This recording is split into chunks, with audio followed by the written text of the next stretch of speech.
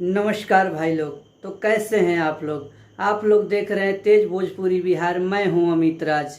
आज हम बात करेंगे खेसारी लाल यादव जी के बारे में, जिनका कल एक गाना शाम 4 बजे टीजर रिलीज हो रहा है, जिस एल्बम का नाम है मुखिया बना दी देवी माई।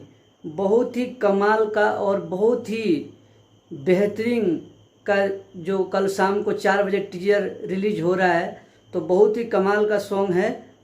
तो सारे गामा हम भोजपुरी से रिलीज हो रहा है, तो आप लोग इस सॉन्ग का टीजर कल शाम 4 बजे सारे गामा हम भोजपुरी पे देख सकते हैं। बहुत ही कमाल का और बहुत ही लाजवाब वाला सॉन्ग है। तो कल शाम 4 बजे आप लोग तैयार रहिए सारे गामा हम भोजपुरी पे टीजर देखने के लिए और इस सॉन्ग को शेयर करने के लिए, और बहुत सारा प्यार आशीर्वाद खेसारी भैया को देने के लिए। तो अगर ये जानकारी आप लोगों को अच्छी लगे तो मेरे चैनल को सब्सक्राइब करके और कमेंट करके आप लोग ज़रूर बताइएगा, क्योंकि मैं ऐसे ही वीडियो आप लोगों के बीच लेकर के आता रहूँगा।